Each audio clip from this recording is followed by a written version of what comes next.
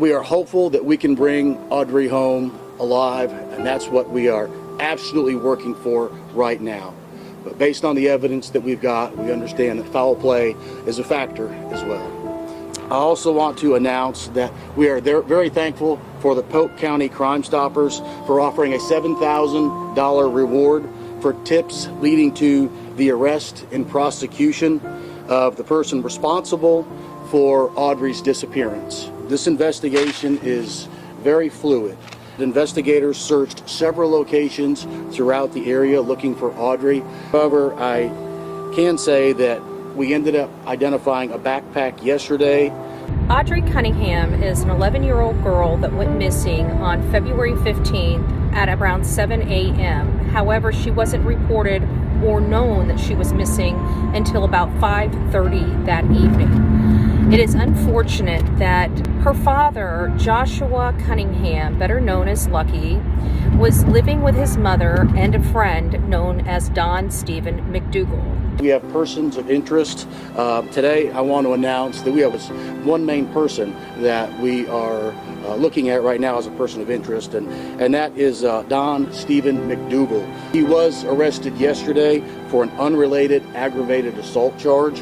Don Stephen McDougal has an extensive criminal history and was responsible for taking care or assisting Lucky with taking care of his daughter. On February 15th, around 7 a.m., he was responsible for taking her to the bus stop. She never made it to the bus stop, never got on the bus, and never went to school. Since then, a heavy law enforcement presence was seen or noticed at a specific location around the Livingston Dam. For several days, law enforcement has concentrated search efforts, including drone, helicopter, and search dogs in and around the Livingston Dam. After we departed the area, there has been many rumors and speculation related to whether or not Stephen McDougal actually went to the scene to assist law enforcement. The fact that we heard the coroner was called. Many people have been listening to the police radio and scanner services and have been reporting not only to me but other people on social media and in mainstream media related to the activities going on there. It was reported that the coroner was dispatched out to that location. However, law enforcement never indicated or spoke about those actions at the press conference. Did they happen? Did they not? We don't know. There is a lot of stuff, as law enforcement stated, that they are holding back from the public, and we will not know for a little bit. I do believe there is major activity out at that lake and out at that dam, and I do believe it's only in short order before we find out what truly happened to Audrii Cunningham. We're here to provide updates on the search for Audrii Cunningham, the 11-year-old who went missing on Thursday. We have countless investigators and analysts that are out here assisting as well in multiple locations looking for Audrii. The dive teams, we know it's cold out here, all the investigators, the Texas Rangers, the FBI, also the FBI has victim specialists who have been with the family. Also want to thank the District Attorney's Office and EquiSearch as well, who is out here. In furtherance of this investigation, we're asking for the public to call the Polk County Sheriff's Office or use our iWatch Texas app to report seeing the 2003 Chevrolet Suburban that we put out on X this morning. That is McDougal's vehicle. So anyone that saw that vehicle on Thursday or Friday, we're asking that you call the Polk County Sheriff's Office, use the iWatch Texas app, and report what you saw to investigators.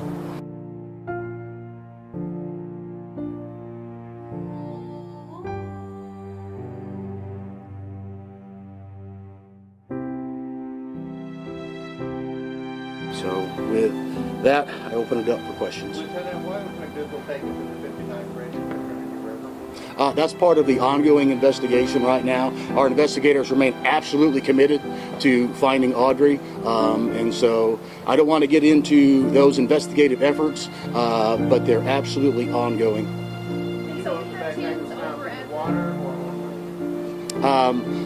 or I'm not sure where it was found. Our investigators are looking through that now, but we do know it was right down there in the dam and it was wet. You mentioned that you all found it near the dam. About the area by the marina, how closely related is that to the search site over by the Trinity River? So where we did the press conference yesterday, the bag was found down there by the river there.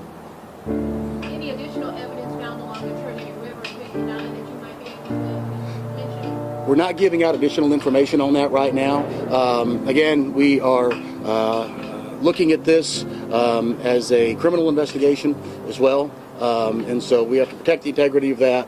And again, I want to reiterate, our sincere hope is that we bring Audrii home. So anyone who has information, who has seen that vehicle, the 2003 Chevrolet Suburban, please call investigators and give us your information. Is Google cooperating with you all? I would say that there are times, but I don't want to get farther into that right now. Our investigators have done a great job in doing what they do best, which is uncovering the facts that leading them to draw conclusions, and that's exactly what they're doing right now. Do you all have control of that vehicle right now, or is it still out in the wind? No, we have control of it. Is McDougal still in custody? Yes. Yeah. He was arrested last night on the unrelated aggravated assault charge. And on a more, I guess, personal level, the scale of something like this has to be a tough one for law enforcement, for the community.